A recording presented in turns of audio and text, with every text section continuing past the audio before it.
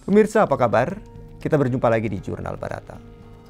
Konflik nuklir Iran dengan Amerika Serikat dan negara-negara Barat telah menjadi salah satu isu yang sangat kompleks dan mempengaruhi dinamika politik global. Salah satu aktor utama dalam diplomasi internasional terkait dengan masalah ini adalah Republik Rakyat Tiongkok. Tiongkok tentunya sebagai salah satu anggota permanen Dewan Keamanan Perserikatan Bangsa-Bangsa dan kekuatan besar di Asia memainkan peran kunci dalam negosiasi dan upaya untuk menyelesaikan masalah nuklir Iran ini. Lalu seperti apa peran dan pengaruh Tiongkok dalam menangani konflik nuklir ini dan sejauh mana Tiongkok berhasil untuk mempengaruhi jalannya proses diplomatik dan menghasilkan hasil yang menguntungkan terutama bagi Iran? Mari kita coba telaah bersama.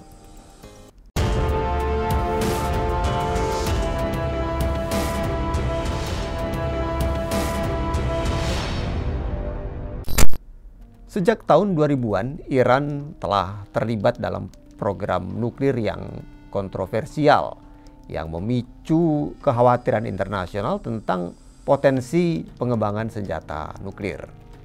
Amerika Serikat dan negara-negara Barat, termasuk Inggris, Prancis, dan Jerman, merasa terancam dengan program nuklir Iran dan menuduh Teheran berusaha mengembangkan senjata nuklir di bawah kedok program energi sipil.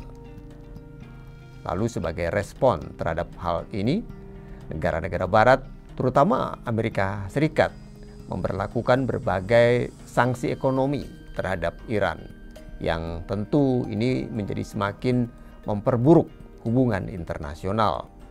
Makanya pada tahun 2015 silam dibuatlah suatu kesepakatan diplomatik yang dikenal dengan nama Rencana Aksi Komprehensif Bersama atau JCPOA yang melibatkan Iran dengan 5 negara anggota tetap Dewan Keamanan Perserikatan Bangsa-Bangsa, yakni Amerika Serikat, Inggris, Perancis, Rusia, dan Tiongkok, ditambah Jerman.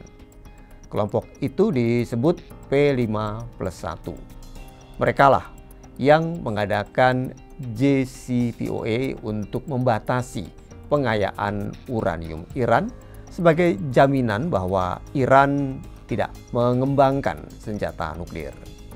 Namun, kesepakatan ini terguncang ketika pada tahun 2018 Presiden Amerika Serikat Donald Trump menarik diri dari JCPOA dan memberlakukan kembali sanksi terhadap Iran. Tindakan ini tentu saja memicu ketegangan baru dan memaksa negara-negara lain untuk mencari solusi diplomatik.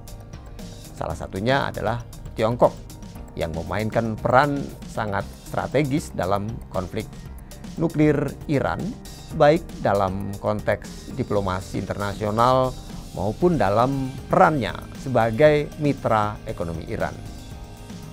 Sebagai anggota P5+1, Tiongkok terlibat dalam proses negosiasi dan memastikan bahwa kesepakatan ini bisa bertahan meskipun ada tantangan yang datang dari negara-negara seperti Amerika Serikat misalnya. Sebagai negara dengan kebijakan luar negeri yang cenderung tidak intervensi, Tiongkok berfokus pada solusi diplomatik dan mengedepankan pentingnya multilateralitas dalam menyelesaikan masalah ini. Tentu dalam konteks ini, Tiongkok seringkali berusaha untuk menyeimbangkan kepentingan antara menjaga hubungan baik dengan Amerika Serikat dan negara-negara Barat, serta mendukung kebijakan luar negeri Iran yang merupakan mitra strategis bagi Tiongkok di kawasan Timur Tengah.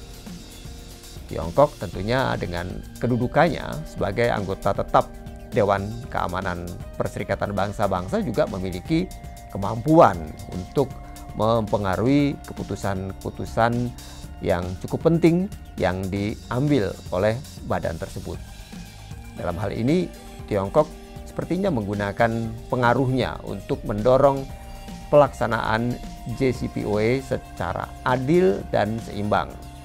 Dan di sisi lain, Tiongkok juga sepertinya memastikan bahwa Iran tetap mendapatkan manfaat dari kesepakatan tersebut, terutama dalam hal perdagangan energi dan akses ke pasar internasional.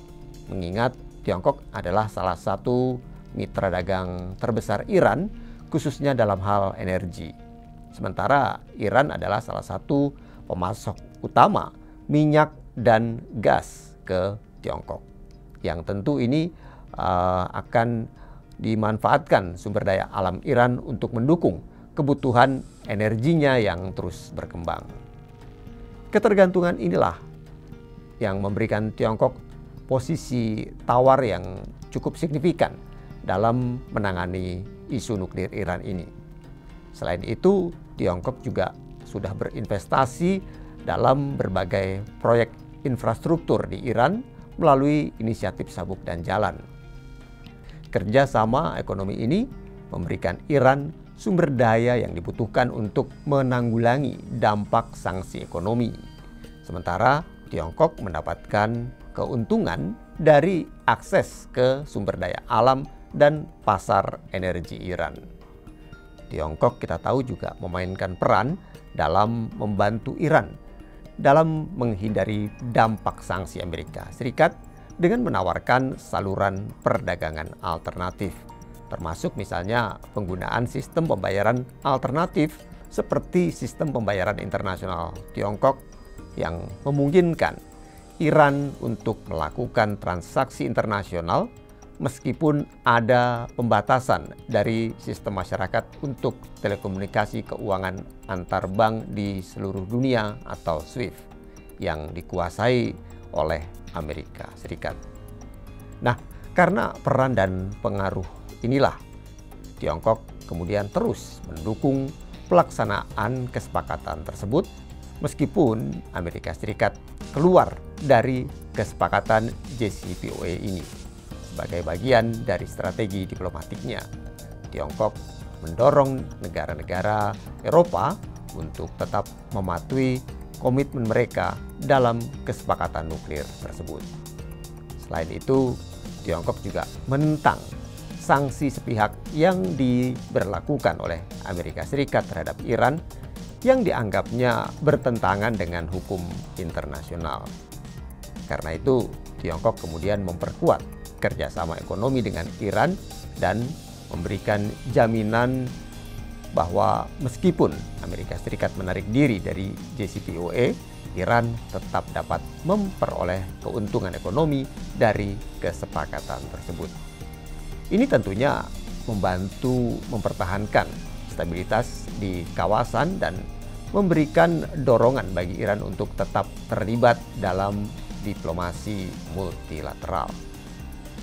Nah, berkat peran inilah Tiongkok bisa mengurangi ketegangan di kawasan Timur Tengah.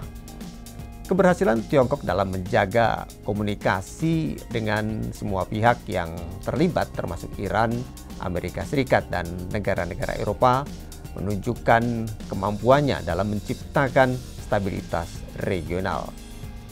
Itulah kenapa ketika ketegangan nuklir Iran kembali muncul di era pemerintahan Donald Trump yang kedua kali ini, Menteri Luar Negeri Tiongkok yang juga anggota Biro Politik Komite Sentral PKT, Wang Yi, mengusulkan untuk tetap berkomitmen pada kerangka kerja JCPOA sebagai landasan untuk konsensus baru.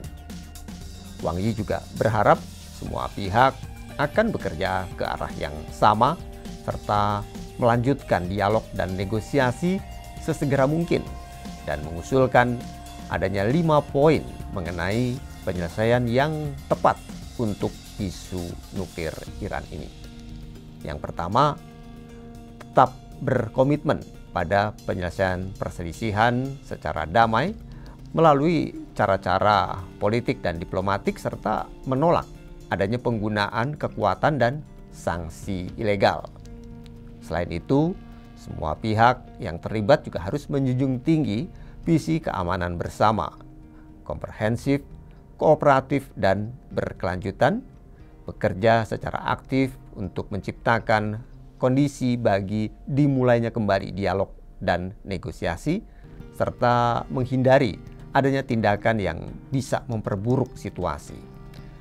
Lalu yang kedua, Wang Yi juga mengusulkan tetap berkomitmen untuk menyeimbangkan hak dan tanggung jawab serta melakukan pendekatan secara holistik terhadap tujuan non-proliferasi nuklir dan penggunaan energi nuklir untuk tujuan damai.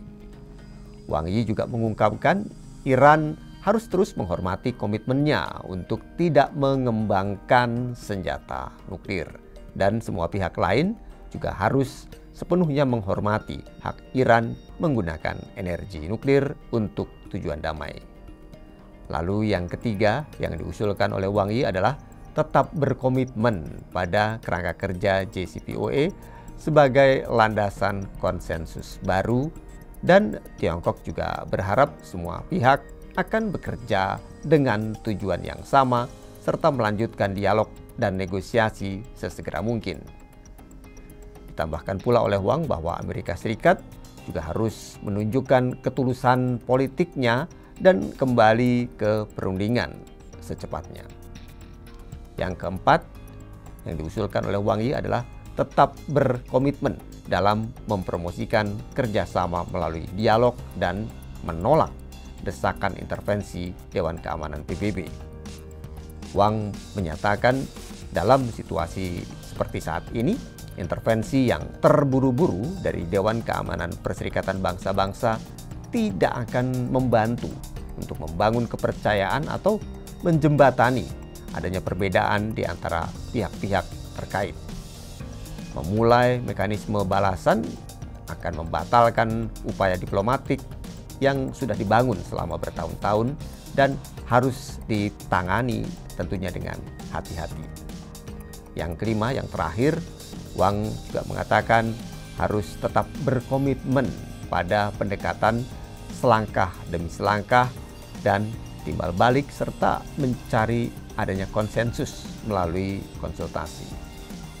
Wang mengatakan sejarah telah membuktikan bahwa bertindak dari posisi yang kuat tidak akan menghasilkan kunci untuk menyelesaikan isu-isu yang sulit. Menurutnya, menjunjung tinggi prinsip saling menghormati merupakan satu-satunya jalan yang bisa ditempuh untuk menemukan titik temu yang mengakomodasi kekhawatiran yang sah dari semua pihak dan mencapai solusi yang memenuhi harapan masyarakat internasional. Wang juga mengungkapkan sebagai anggota tetap Dewan Keamanan Perserikatan Bangsa-Bangsa dan pihak di JCPOA, Tiongkok akan terus tetap berkomunikasi dan selalu berkoordinasi dengan semua pihak terkait dan akan secara aktif mempromosikan perundingan damai serta memainkan peran yang konstruktif dalam mewujudkan dimulainya kembali perundingan sesegera mungkin. Semua ini telah membuktikan sejauh mana Tiongkok telah memainkan peran yang sangat penting dalam menangani konflik nuklir Iran dengan Amerika Serikat dan negara-negara Barat melalui pendekatan diplomatik yang hati-hati dan hubungan ekonomi yang erat dengan Iran. Di sini kita bisa melihat Tiongkok berhasil mempengaruhi jalannya negosiasi dan memastikan bahwa Iran tetap dapat memperoleh manfaat dari kesepakatan JCPOA meskipun ada tekanan besar dari Amerika Serikat. Keberhasilan Tiongkok dalam hal ini tentunya menunjukkan betapa pentingnya peran negara-negara besar yang tidak terlibat langsung dalam konflik tersebut, namun memiliki kapasitas untuk mendorong adanya penyelesaian yang damai dan menguntungkan bagi semua pihak. Demikian Jurnal Barata. Saya Aksan Prawira, terima kasih.